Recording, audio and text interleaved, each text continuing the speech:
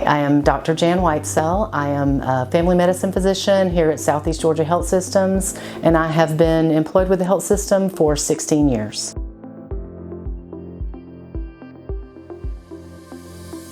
I decided to go into medicine kind of late in my educational career. I was a junior in college, and I actually had a professor encourage me to apply. I was always interested in anatomy and had originally planned on doing physical therapy, but as I looked into medical school and learned that I was a good candidate for medical school, I realized that I love the scientific challenge of medicine, the fact that it's ever evolving, information is always changing, and I love the challenges of that. I also love just helping folks and getting to know people, and I really just wanted to help others as well, so it was a perfect combination.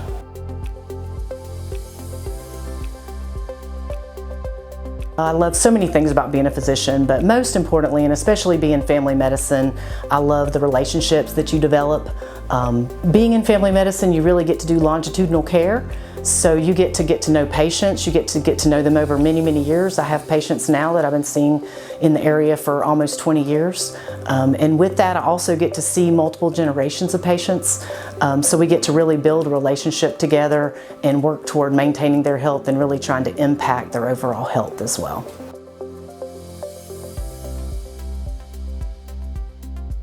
So work-life balance is definitely a big challenge with what we do.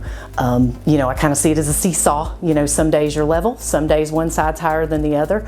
My big clues are just calendar. I have a really great calendar where I keep everything listed. Back in the day when my kids were young, I would keep their appointments on there. That way my husband would know what was going on as well.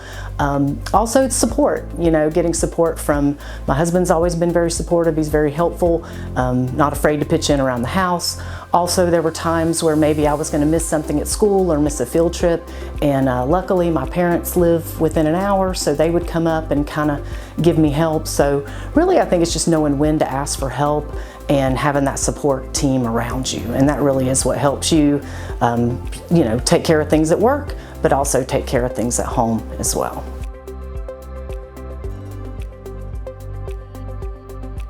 Definitely what I've seen, certainly I think the number of women in medicine has increased. I think right now women in medicine are about 38%, which is as high as it's ever been. I am seeing more women in leadership roles. I myself am chief of staff now, and we have more opportunity to help mold policy and certainly help go forward with any of the challenges that we're facing in the future of medicine. So I think just the presence of women has been very helpful. Also, there's a lot of different options. Some women may choose to work part-time now when they do have families, especially with younger children, and that also provides a great benefit to keep that work-life balance as well.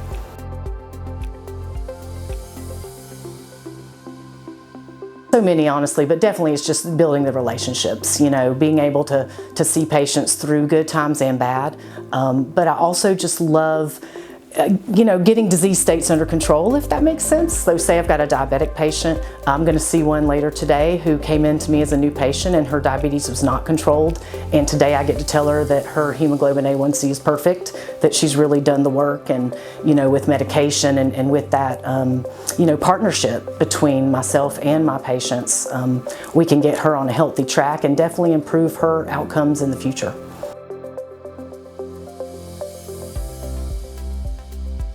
Well, I've had many. I would say my mom started me off on the right foot. My mom started working right after she graduated from high school. She worked in the banking industry, and she went from being a teller to being a bank manager over many years, but she taught me my work ethic and just how to treat people.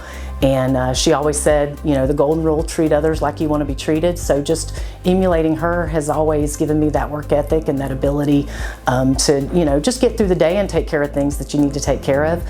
Also, I've had a lot of female physician colleagues. When I was in residency, I had a residency director who was female. She had a family. She kind of showed us, just in the way she lived and the way she processed everything, how to do it. So we've had many along the way.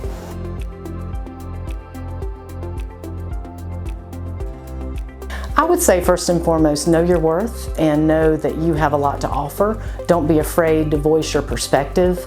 Be confident in how you feel, and just seek your goals. You know, don't take no for an answer. Sometimes no can come in many different forms, and so when you have those goals, just seek them out, but also realize that sometimes you're just going to have a bad day. You know, don't let that deter you from getting to the end point that you want to achieve. We all have bad days where things just aren't going right and it makes you question everything, but then you get up the next day and have a great day. So just keep at it and be persistent, and it will all work out in the end.